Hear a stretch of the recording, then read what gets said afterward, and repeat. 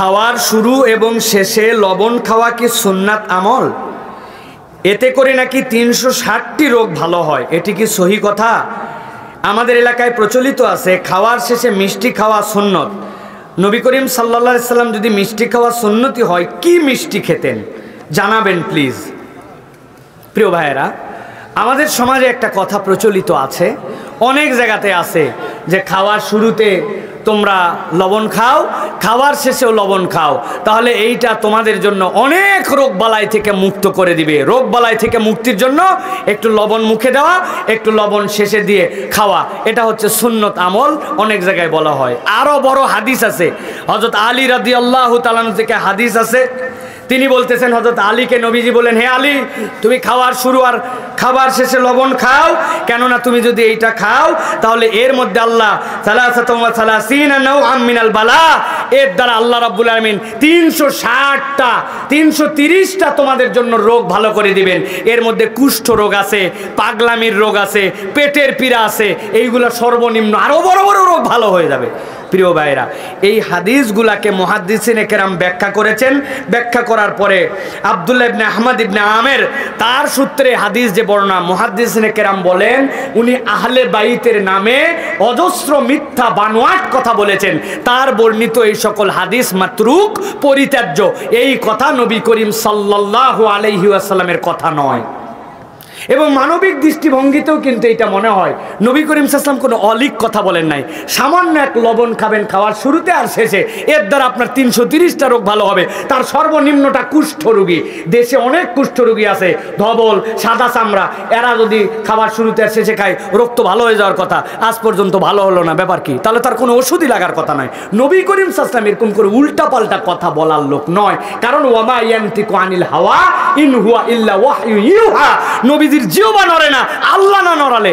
এইগুলা কথার মধ্যেও কিছুটা বোঝা যায় এই কথাগুলার দলিল শক্ত দালিলিক কথা নয়। প্রিয় ভাইরা, দ্বিতীয় কথা হচ্ছে ইবনুল জাওজি রাহমাতুল্লাহ আলাইহি তার আল মাওজুআতের ভিতরে এই হাদিসগুলা এনে বলছেন এইগুলা পরিত্যাজ্য কথা। যারা নবীজির জমে এরকম বানায় কথা বলবে, তারা তাদের জায়গা জাহান্নামে বানায় নিবে। এছাড়াও এই কথাগুলা কোথায় আসছে আমরা দেখতে পাই, দাইলামির 2টা গ্রন্থ আছে, একটা আল ফিরদাউস। এই আল ফিরদাউসের ভিতরে অজস্র এরকম বানানো বানানো কথা আছে, যেই কথাগুলার কোনো রকম দলিল নাই। বুগিয়াতুল বাহাস, এই একটা বাহিস একটা গ্রন্থ আছে, আল জাওয়াইদুল হারিস, এর মধ্যে হযরত আলী রাদিয়াল্লাহু তাআলার সূত্রে এই ধরনের কথা বলা আছে। সুতরাং আমরা বলবো এই কথাগুলো মুহাদ্দিসিনে কেরামের ইসনাদের তাখরিজ অনুযায়ী এই কথাগুলো যৌক্তিক নয়। অতএব কেউ যদি খায় লবণ, এটা তার ব্যক্তিগত প্র্যাকটিস হতে পারে, কিন্তু এইটা রাসূল সাল্লাল্লাহু আলাইহি ওয়াসাল্লামের দায়েমি সুন্নাত। নবী যে এইটা করতেন, কলার কারণে এই সওয়াব হতো, এইটা মানবীয় বিবেচনা হয় না। দ্বিতীয়ত, রাসূলুল্লাহ সাল্লাল্লাহু আলাইহি ওয়াসাল্লামের খাদ্যাভ্যাসটা একটু চিন্তা করে দেখেন। নবী করিম সাল্লাল্লাহু আলাইহি ওয়াসাল্লাম কি খাইতেন? নবীজি সাল্লাল্লাহু আলাইহি ওয়াসাল্লামের প্রধানতম খাদ্য ছিল খেজুর আর জব দিয়ে বানানো রুটি। তো জবের রুটি আর যে খেজুর খায়, নবী করিম সাল্লাল্লাহু আলাইহি ওয়াসাল্লাম কি তাহলে সব সময় যখনই খেজুর খাইতেন তার আগে অল্প একটু লবণ আর শেষে খাইতেন? এই খাদ্যাভ্যাসেও তো এটা মানবিক বিবেচনাতেও যায় না। 2 নম্বর কথা জিজ্ঞাসা করেছেন যে খাবার শেষে মিষ্টি খাওয়া সুন্নত, এই কথাটাও নবী করিম সাল্লাল্লাহু আলাইহি ওয়াসাল্লামের ব্যাপারে একটা বানানো কথা। কেননা হাদিসের মধ্যে আছে রাসূল সাল্লাল্লাহু আলাইহি ওয়াসাল্লামের বাড়িতে অনেক দিন চুলা জ্বলতো না, এরকম দিন পার হয়ে গেছে। নবীজির বাড়িতে কি থাকতো বলতেন? 2টা কালো আমাদের সাথী ছিল, একটা খেজুর আর একটা পানি। তো যেই লোক খেজুর খায়, খেজুর কি টক, ঝাল না মিষ্টি? কথা বলেন, টক, ঝাল না মিষ্টি? তো খেজুরই রাসূল সাল্লাল্লাহু আলাইহি ওয়াসাল্লাম মাসের পর মাস খাচ্ছেন, তো মিষ্টি খাওয়ার পর আবার কি মিষ্টি খাইতেন? সুতরাং নবী করিম সাল্লাল্লাহু আলাইহি ওয়াসাল্লামের ব্যাপারে কিছু বলার আগে আমাদের ঠান্ডা মাথায় চিন্তা করতে হবে। রাসূল সাল্লাল্লাহু আলাইহি ওয়াসাল্লাম বলেছেন, মান কাযিবা আলাইয়া মুতাআম্মিদান ফালিয়াতাবাওয়া মাকআদাহু আনিন নার মিনান নার। 2টাই আসছে, কেউ যদি আমার ব্যাপারে মিথ্যা কথা বলে তার জায়গাটা জাহান্নামে। অতএব নবীজির নামে কিছু বলার আগে, সুবহানাল্লাহ, আলহামদুলিল্লাহ, তাকবীর নিয়ে মারহাবা নেওয়ার আগে একটু ভাবা উচিত যে এটা আমার নবীর কথা কিনা। এটা অন্য যার নামে বানায় বলেন, আপনি হয়তো মিথ্যা বললেন, কিন্তু আল্লাহর নবীর নামে বানায় বললে জাহান্নামে যাওয়া লাগবে। অতএব এই 2 কথা থেকে আল্লাহ আমাদেরকে পরহেজ থাকার তৌফিক দান করুক। একজন প্রশ্ন করেছেন, মুহতারাম, অবৈধ বিদ্যুৎ সংযোগ চালিয়ে পুকুরে মাছ চাষ করলে ওই মাছ খাওয়া জায়েজ কিনা? চমৎকার একটি প্রশ্ন। অনেকেই আছে সরকারি ইলেকট্রিক খাম্বা থেকে নিয়ে ওর ভিতরে অক্সিজেন দেয়, ওর ভিতরে আলো দেয়, পানিটা নেওয়ার সময় মোটরে অবৈধ লাইন লাগায়, কিছু টাকা সেভ করে ফেললো, মনে করলো ব্যবসায় লাভ হলো, তাই না? প্রিয় ভাইরা, না, বান্দার হক নষ্ট করা এক গুনাহ, সরকারের হক নষ্ট করা পুরা জনগণের হক নষ্ট করে আর সাংঘাতিক গুনাহ প্রিয় ভাইরা। তবে একটা বিষয় হচ্ছে, মাছ তো কেবল ওই পানি খেয়ে বড় হয় না, ওই মাছের সার দেওয়া লাগে, ওই মাছে আরো অনেক কাজ করা লাগে, আবাদের লাগে, ওই জমিটা হালাল, সারটা হালাল, খাওয়ারটা হালাল, এইটুকু হারাম। সুতরাং সংমিশ্রণ হবে, তার হারামের গুনাহ হবে, কিন্তু ওই মাছ খাওয়া হারাম হয়ে গেছে সকলের জন্য, বিষয়টা এরকম নয়। একটা উদাহরণ দেয়, আপনার এলাকার থেকে কোনো একটা লোক সৌদি আরবে গেছে, যে অবৈধ হয়ে গেছে, তার বৈধ ভিসা নাই, এখন তার থাকাটা অবৈধ, কিন্তু সে একটা হালাল কাজ করে, পরিশ্রম করে, মাথায় করে, মাল ধোয়ায় খায়, ওর কামাইটা হালাল, কিন্তু এই থাকাটুকু অবৈধ। টাকা অবৈধর গুনাহ হবে, কিন্তু যে কাসবুল মাল আলা ইয়াদিহি, নিজের শরীর কাটায় যে কামাই করতেছে, ওইটা তার হালাল। সুতরাং এই পুকুরের মাছ সমুদয় হারাম, বিষয়টা এরকম নয়, কিন্তু এটা একটা গুনাহের সাথে সংশ্লিষ্ট হয়েছে, এটা আকরাবুল তাকওয়া, পরিত্যাগ করা উচিত। কিন্তু ওই মাছ বাজারে উঠছে, আপনি জানেন না, পরে জানছেন, আপনার কোনো গুনাহ নাই, আপনি কিনে খেয়েছেন না জেনে, এখানে আপনার গুনাহ হবে না। আশা করি আপনার উত্তর পেয়েছেন। আমাদের শায়েখ চলে আসছেন, আমি আর আপনাদের কাছে উত্তর দিতে পারবো না, আজকে শেষ আলহামদুলিল্লাহ। হ্যাঁ, একজন আর একটা প্রশ্ন দিব, গুরুত্বপূর্ণ কোনো প্রশ্ন থাকলে দেখি।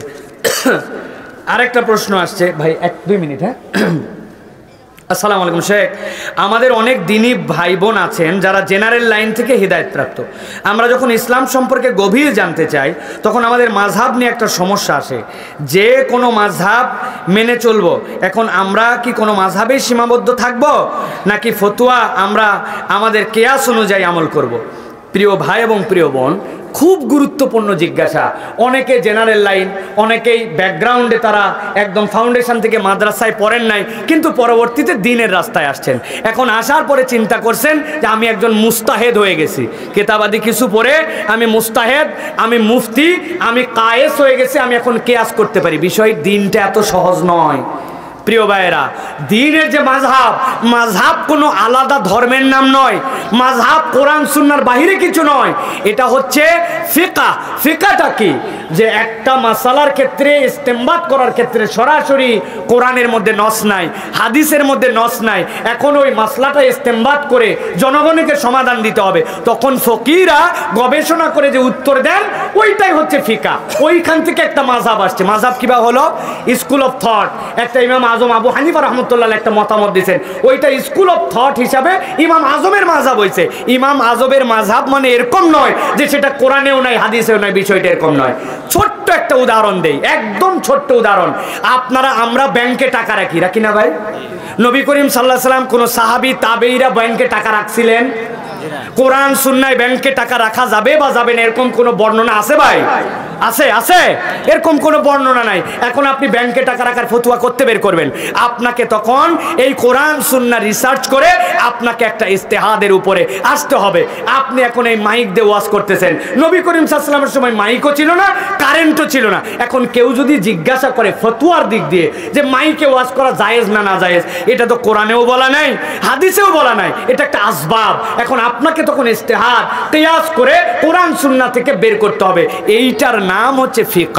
সুতরাং আপনি নিজে জেনারেল লাইন থেকে দিন বুঝে হেদায়েত প্রাপ্ত হয়ে আপনি নিজেই কিয়াস করবেন, নিজেই আপনি মুস্তাহিদ হয়ে যাবেন, আপনি আরো পথভ্রষ্ট হয়ে যেতে পারেন। এই জন্য আপনি কোরআন পড়েন, হাদিস পড়েন, কোনো একটা ফিকহের উপর ইস্তেকামত থাকে, কোনো একজন শায়েখ, কোনো একজন যোগ্য দিনদার যিনি জানেন, আদেল, এরকম কোনো একজন মানুষের সাথে আলেমের সহবতে থেকে আপনি মাসালাগুলো হল করার চেষ্টা করেন, নিজে নিজে কোনো সিদ্ধান্ত দিতে যেন না। আল্লাহ আমাদেরকে বুঝার তৌফিক দান করুক, বলেন আল্লাহুম্মা আমিন।